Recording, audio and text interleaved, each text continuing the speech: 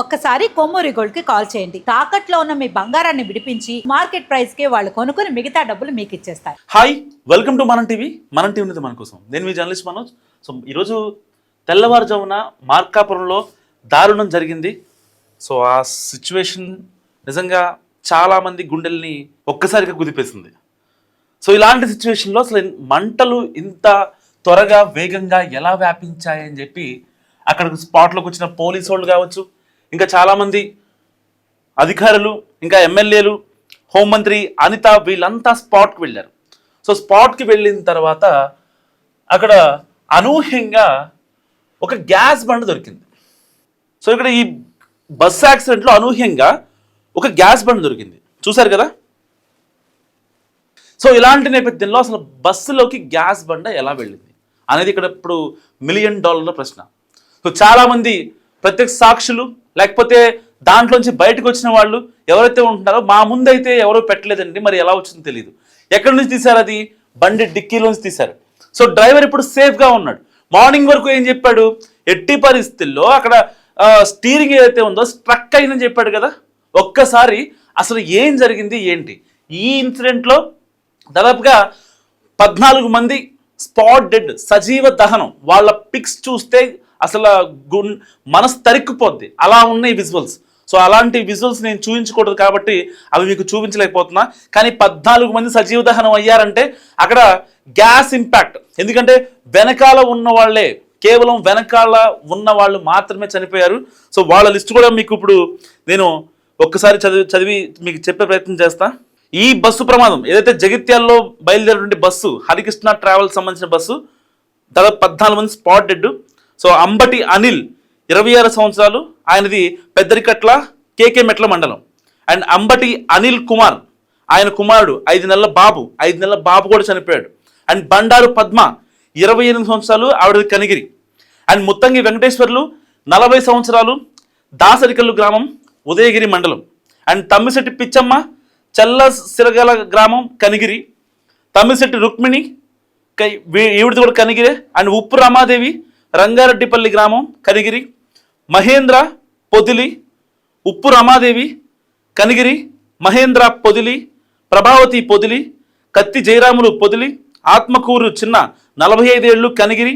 And Devendra Ramaiah Kanigiri, Chaitra Jyothi. So ఈ 14 మంది ఒక్కసారిగా స్పాట్ డెడ్ అయ్యారు. రిమైనింగ్ ఎవరైతే 25 మంది ఉన్నారో వాళ్ళు కూడా ఇప్పుడు హాస్పిటల్లో చావు బతుకుల మధ్య కొట్టుమిట్టాడుతున్న పరిస్థితి. ఇదే అంశంపై ఇక్కడ ఏపీ సీఎం చంద్రబాబు నాయుడు గారు కావచ్చు, and deputy CM Pawan Kalyan, Nara Lokesh, so వీళ్ళు దిగ్భ్రాంతి వ్యక్తం చేశారు. ప్రధాని మోదీ గారు కూడా చనిపోయిన కుటుంబాలకు 5 లక్షల రూపాయల విరాళం పంపించారు. సో ఇటు ప్రభుత్వాలు యుద్ధ ప్రాతిపదికన వెంటనే ఏదైతే మార్నింగ్ ఈ ఇన్సిడెంట్ జరిగిందో మంటల్లో కాలిపోతున్నారని అంబులెన్స్కి కాల్ చేస్తే కనీసం 10 సార్లు ఫోన్ చేసిన ఒకే వ్యక్తి తీలేదట. ఎవరైతే అంబులెన్స్కి కాల్ చేసినటువంటి వ్యక్తి, సో అతను ప్రాణాలతో బయటపడ్డాడు. సో ఒక రకంగా మృత్యుంజయుడు అని చెప్పుకోవచ్చు. ఆ వ్యక్తికి కాల్ చేసే ప్రయత్నం చేద్దాం. నిజంగా మృత్యుంజయుడు అని చెప్పుకోవచ్చు.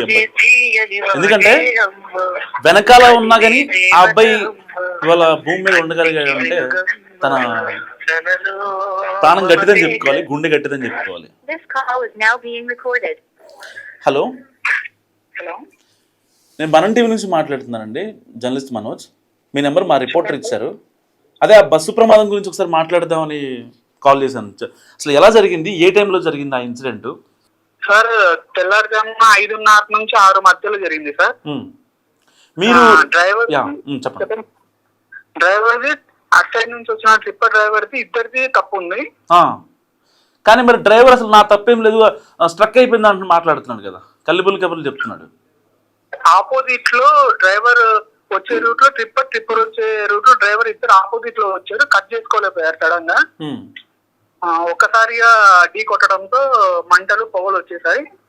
ఎక్కువ పొగకే. మీకు ఎప్పుడు అర్థమైంది అంటే అది ఎన్ని నిమిషాల్లో బస్సు మొత్తం అంటుకుంది? ఎందుకంటే వెనకాల ఉన్న వాళ్ళే ఎక్కువ మంది సజీవ దహనం అయ్యారు. చనిపోయిన 14లో 10 మంది వెనకాలే ఉన్నారు. అసలు వెనకాల ఎక్కువ అంతా బ్లాస్ట్ అవడానికి కారణం ఏంటి? సార్ నేను ఎక్కేటప్పుడు చూసాను, వెనక 5 kgs గ్యాస్ సిలిండర్ ఒకటి ఉంది సార్. అవును, మరి మీరు అడగలేదా అసలు ప్రైవేట్ ట్రావెల్స్ బస్సులో ఎందుకు గ్యాస్ సిలిండర్ ఉంది అని? నేనేం అడగలేదు సార్, చూసాను ఇస్తుంది డ్రైవర్కి, క్లీనరే వెనక పెట్టాడు డిక్కీలో. ఏమని చెప్పాడు దానికి? మరి ప్రైవేట్ ట్రావెల్స్ బస్సుల్లో కానీ అసలు బస్సుల్లో గ్యాస్ బండ్లు ఇవన్నీ తీసుకెళ్లరు కదా, దానివల్ల ఎంత ప్రమాదం, ఎంత పెద్ద ఇంపాక్ట్ అయ్యింది అసలు? అవును సార్, దాని వల్ల కూడా అయి ఉండొచ్చు. ఒక అంటే 5:30కి 6 గంటల మధ్యలో జరిగింది. సో అంతకు ముందు కూడా బస్సు ఆగిపోయిందని చెప్పారు. అది దేనికి ఆపాడు బస్సు? సార్ వినపడట్లేదు మీ వాయిస్. అంతకు ముందు కూడా బస్సు ఆపాడు అని చెప్పారు కదా. అవునండి. సో ఎందుకు ఆపాడు అసలు ఆ బస్సుని? కండిషన్ సరిగ్గా లేదని చెప్పి ఒక చోట ఆపాడు సార్, తర్వాత మళ్ళా బయలుదేరారు. ఆ బస్ డ్రైవర్ తాగుంటూ ఏమన్నా ఉందా? తాగేమన్నా ఉన్నాడా, నార్మల్ గానే ఉన్నాడా? నార్మల్ గానే ఉన్నాడు సార్, ఏం తాగేం లేడు. ఇప్పుడు పోలీసులు మాట్లాడుతుంటేనేమో అది స్టీరింగ్ స్ట్రక్ అయింది చెప్తున్నాడంట. మరి ఈ గ్యాస్ సిలిండర్ ఎలా ఎక్కిచ్చాడు? ఇన్ని రూల్స్ తెలిసిన అతను?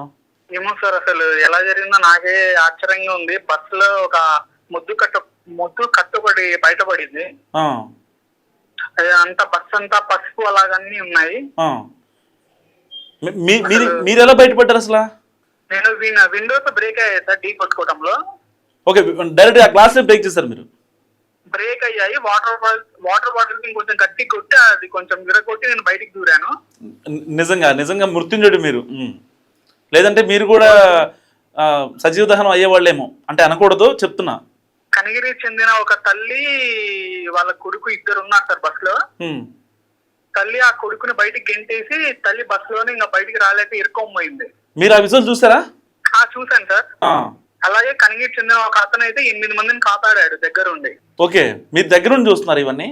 దగ్గరుండి చూసాను సార్. అంటే మీరు లోపల ఉన్నప్పుడా బయటకు వచ్చిన తర్వాత? బయటకు వచ్చాక. ఓకే, బయటకు వచ్చాక.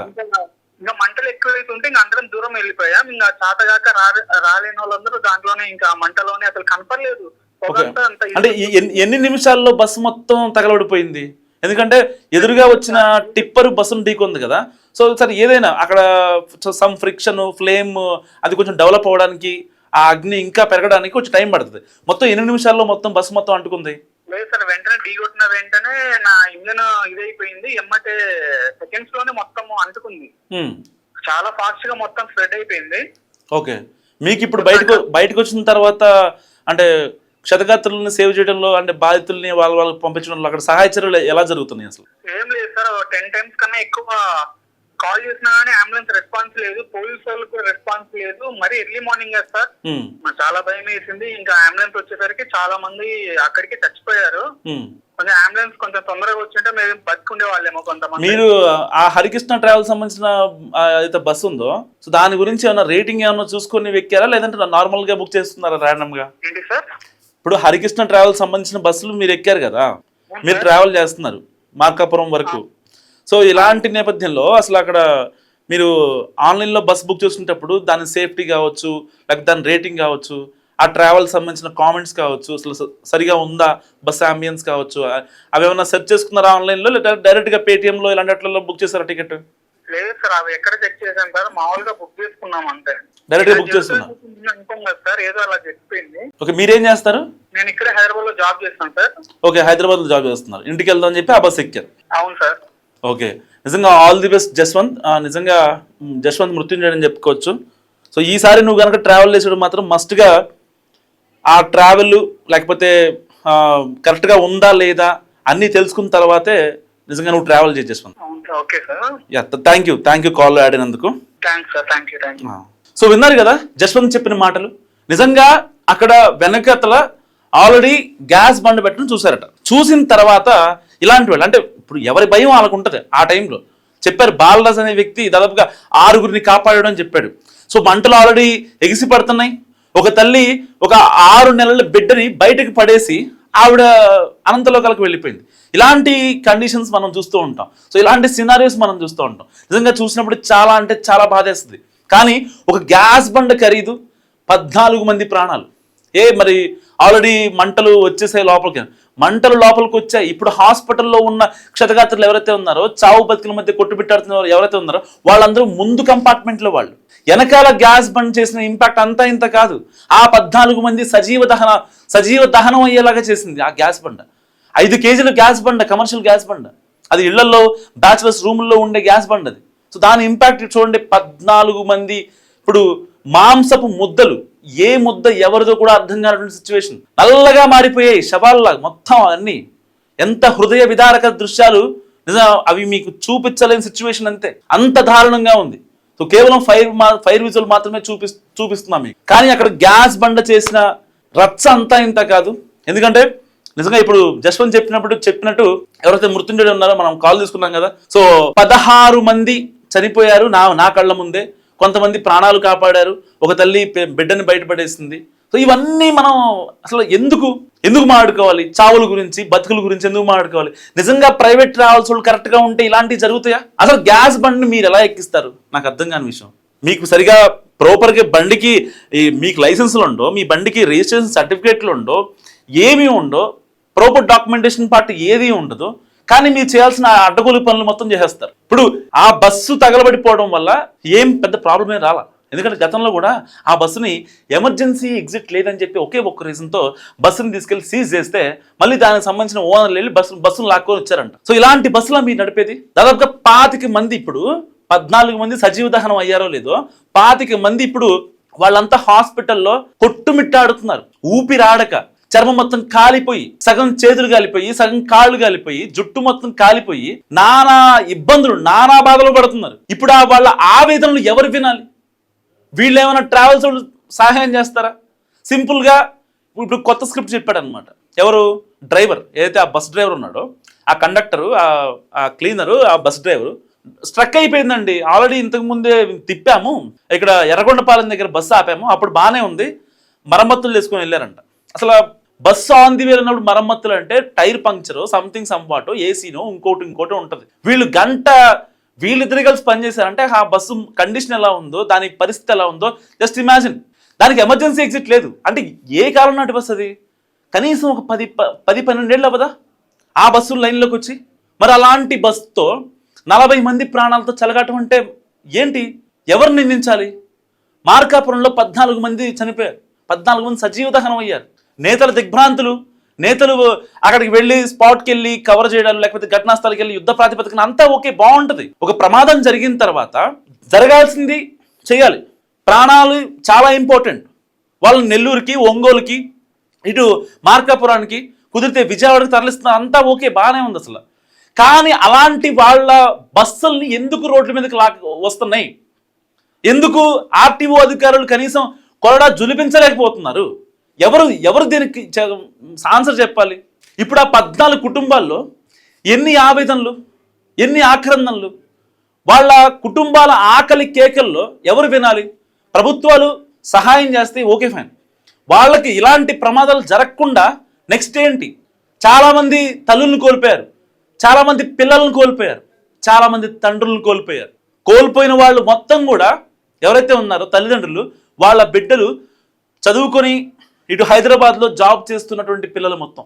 మరి అలాంటి వాళ్ళు చనిపోయారంటే ఇంట్లో వాళ్ళకి ఎంత బాధ అనిపిస్తుంది? ఒక బస్సు ఆన్లైన్లో పెడుతున్నాం, ఫలానా చోటు నుంచి ఫలానా చోటుకి, ఒక ప్రైవేట్ ట్రావెల్ సంబంధించిన బస్సు. అలాంటి బస్సులు కనీసం డ్రైవర్ నెంబరు, వాళ్ళ డ్రైవింగ్ లైసెన్సు, సో ఆ ట్రావెల్ సంబంధించిన రిజిస్ట్రేషన్ సర్టిఫికేట్లు, ఇవన్నీ పెట్టాల్సిన అవసరం ఉంది. పబ్లిక్ డొమైన్లో పెట్టుకోవాల్సిన అవసరం ఉంది. కేవలం మీ దగ్గర, మీకు ప్యాసింజర్ దగ్గర నుంచి వచ్చే డబ్బులే కాదు, మీరు ప్రూవ్ చేసుకోవాల్సిన థింగ్స్ కూడా పబ్లిక్ డొమైన్లో కొన్ని ఉంటాయి. ఏదో తూతూ మంత్రంగా మేము రిజిస్ట్రేషన్ ట్యాక్స్ కట్టాల్సింది కట్టేశాము, ఇటు పోలీసు వాళ్ళు ఆపితే ఎంతో కొంత ఇచ్చేస్తాము, ఇవి కాదు. ఆర్టీఓ అధికారులకు మీరు ఏవైతే చూపిస్తారో అవి మస్ట్గా ఈ యొక్క పబ్లిక్ ప్లాట్ఫామ్లో ఉండాల్సిందే. అదంతా ఓకే అనుకుంటే బస్సు ఫిట్గా ఉంది, డ్రైవర్ ఫిట్గా ఉన్నాడు, దీనికి ట్రాక్ రికార్డు, ఎన్ని యాక్సిడెంట్లు అయ్యా కూడా బస్సుకు యాడ్ చేయాల్సిందే. ఒక బస్సు యాక్సిడెంట్ అయింది, సపోజ్ ఫర్ ఎగ్జాంపుల్ ఒక బస్సు యాక్సిడెంట్ అయిన తర్వాత ఇక ఆ బస్సు మళ్ళీ రావాలంటే కనీసం 1 year బట్ట రోడ్డు మీద రావాలండి. అలా అంత ఫిట్గా, అంత స్ట్రిక్ట్గా ఉంటేనే ఈ వ్యవస్థలు మారుతాయి, ఈ వరుస ప్రమాదాలు మారుతాయి. సో నేను అనుకుంటుంది మీకు చెప్పాను. అంటే ఈ బస్సులు ప్రమాదాలు జరగకుండా ఆపాలి అనుకుంటే, ఎందుకంటే మనం ఒక ప్లాట్ఫామ్లోకి వెళ్ళి ఏదైనా ఫోన్పే కావచ్చు, పేటిఎం కావచ్చు, లేదంటే ఆన్లైన్ వాళ్ళ అఫీషియల్ వెబ్సైట్లు కావచ్చు, ఎక్కడైనా సరే అబీబస్ కావచ్చు, ఇలాంటి ప్లాట్ఫామ్లో మనం బస్ బుక్ చేసుకుంటున్నప్పుడు ఎట్టి పరిస్థితిలో దానికి జరిగిన యాక్సిడెంట్స్, ఆ రోజు డ్రైవర్ ఎవరు ఉన్నారు, అవన్నీ మస్ట్గా ఉండే ప్రయత్నం చేయాలి. వాళ్ళ సాఫ్ట్వేర్లో అప్డేట్లు జరగాలి, వాళ్ళకి సంబంధించిన రిజిస్ట్రేషన్ సర్టిఫికేట్లు, బండికి సంబంధించిన కాగితాలు, అన్ని ప్రాపర్ డాక్యుమెంటేషన్ పార్ట్ మనం అయితే బస్సు బుక్ చేసుకుంటున్నామో అక్కడ ప్లేస్ అయి ఉండాలి. ఆ ఎగ్జిస్టింగ్ బస్సు యొక్క ఆ డ్రైవర్ కూడా తాకుండా, సో ఆయన ఫిజికల్ ఫిట్గా ఉంటేనే బస్ డ్రైవర్గా పెట్టాలి. ఇలాంటి నియమ నిబంధనలు వస్తే ఇలాంటి ప్రమాదాలు ఎందుకు జరుగుతాయి? ఆల్రెడీ ఆ బస్సు కండిషన్లు లేదని తెలుసు, దాన్ని కేవలం 41 మంది ఎక్కడ మిస్ అయిపోతారో ప్యాసింజర్లు, డబ్బులు ఎక్కడ పోతాయనే ఒకే ఒక్క భయంతో వీళ్ళని ఇచ్చి పంపించారు. సరే వీళ్ళు తాగారా సచ్చారా అనేది పక్కన పెడదాం, కానీ కట్ చేస్తే ఆల్రెడీ బస్సుకు మరమ్మతులు చేశారు, మళ్ళీ స్టార్ట్ అయ్యారు, వచ్చి టిప్పర్ వచ్చి గుర్తుంది 14 మంది, మరొక 24 మంది ఇప్పుడు చావు బతుకుల మధ్య హాస్పిటల్లో ఉన్నారు. మరి ఎవరు చెల్లించాలి మూల్యం?